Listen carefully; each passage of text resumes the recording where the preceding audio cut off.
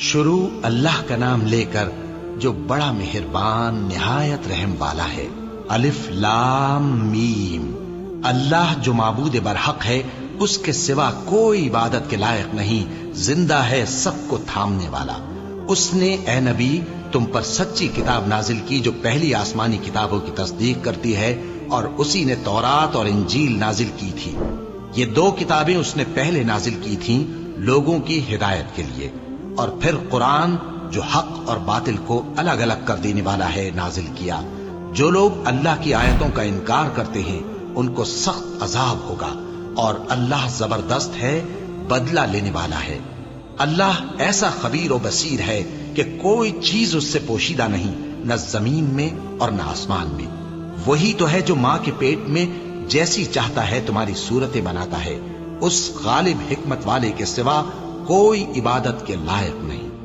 اے پیغمبر، وہی تو ہے جس نے تم پر یہ کتاب نازل کی جس کی بعض آیتیں محکم ہیں اور وہی اصل کتاب ہے، اور بعض دوسری متشابہ ہیں۔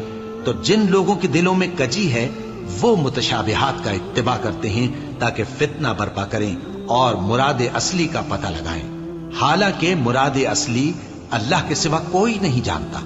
اور جو لوگ علم میں گہری نظر رکھتے ہیں وہ یہ کہتے ہیں کہ ہم ان پر ایمان لائے۔ یہ سب آیات ہمارے پروردگار کی طرف سے ہیں، اور نصیحت تو عقل مند ہی قبول کرتے ہیں۔ اے پروردگار، جب تو نے ہمیں ہدایت بخشی ہے تو اس کے بعد ہمارے دلوں میں کجی نہ پیدا کر دیجو، اور ہمیں اپنے ہاتھ سے رحمت عطا فرما، تو بڑا عطا فرمانے والا ہے۔ اے پروردگار، تو اس روز جس کے آنے میں کچھ بھی شک نہیں سب لوگوں کو اپنے حضور میں جمع کر لے گا۔ بے شک اللہ خلاف وعدہ نہیں کرتا۔ جو لوگ کافر ہوئے اس دن نہ تو ان کا مال ہی اللہ کے عذاب سے ان کو بچا سکے گا اور نہ ان کی اولاد ہی کچھ کام آئے گی، اور یہ لوگ آتش جہنم کا ایندھن ہوں گے۔ ان کا حال بھی فرعونیوں اور ان سے پہلے لوگوں کا سا ہوگا جنہوں نے ہماری آیتوں کی تکذیب کی تھی، تو اللہ نے ان کو ان کے گناہوں کے سبب عذاب میں پکڑ لیا تھا، اور اللہ سخت عذاب کرنے والا ہے۔ اے پیغمبر، کافروں سے کہہ دو کہ تم دنیا میں بھی عنقریب مغلوب ہو جاؤ گے اور آخرت میں جہنم کی طرف اکٹھا کیے جاؤ گے، اور وہ بری جگہ ہے۔ تمہارے لیے دو گروہوں میں جو جنگ بدر کے دن آپس میں بھیڑ گئے قدرت الہی کی عظیم الشان نشانی تھی۔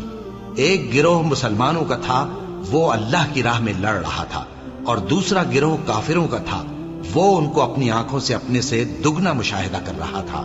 اور اللہ اپنی نصرت سے جس کو چاہتا ہے مدد دیتا ہے۔ جو اہل بصارت ہیں ان کے لیے اس واقعے میں بڑی عبرت ہے۔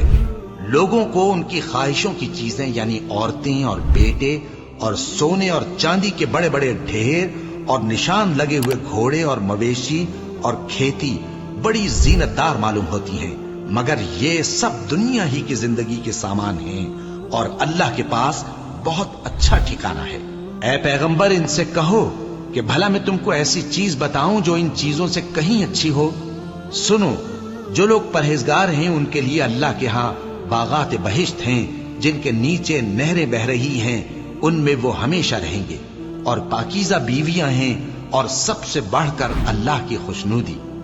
اور اللہ اپنے سب بندوں کو دیکھ رہا ہے جو اللہ سے التجا کرتے ہیں کہ اے پروردگار، ہم ایمان لے آئے سو ہم کو ہمارے گناہ معاف فرما اور ہم کو دوزخ کے عذاب سے محفوظ رکھ۔ یہ وہ لوگ ہیں جو مشکلات میں صبر کرتے اور سچ بولتے اور عبادت میں لگے رہتے اور نیکی میں خرچ کرتے اور اوقات سحر میں گناہوں کی معافی مانگا کرتے ہیں۔ اللہ تو اس بات کی گواہی دیتا ہے کہ اس کے سوا کوئی معبود نہیں، اس حال میں کہ وہ انصاف کا حاکم ہے، اور فرشتے اور علم والے بھی گواہی دیتے ہیں کہ اس غالب حکمت والے کے سوا کوئی لائق عبادت نہیں۔ دین تو اللہ کے نزدیک اسلام ہی ہے، اور اہل کتاب نے جو اس دین سے اختلاف کیا تو علم حاصل ہونے کے بعد آپس کی ضد سے کیا، اور جو شخص اللہ کی آیتوں کو نہ مانے تو اللہ جلد حساب لینے والا ہے۔ اے پیغمبر، پس اگر یہ لوگ تم سے جھگڑنے لگیں تو کہنا کہ میں اور میرے پیرو تو اللہ کے فرمانبردار ہو چکے، اور اہل کتاب اور ان پڑھ لوگوں سے کہو کہ کیا تم بھی اللہ کے فرمانبردار بنتے اور اسلام لاتے ہو؟ پس اگر یہ لوگ اسلام لے آئیں تو بے شک ہدایت پالیں، اور اگر تمہارا کہا نہ مانے تو تمہارا کام صرف اللہ کا پیغام پہنچا دینا ہے۔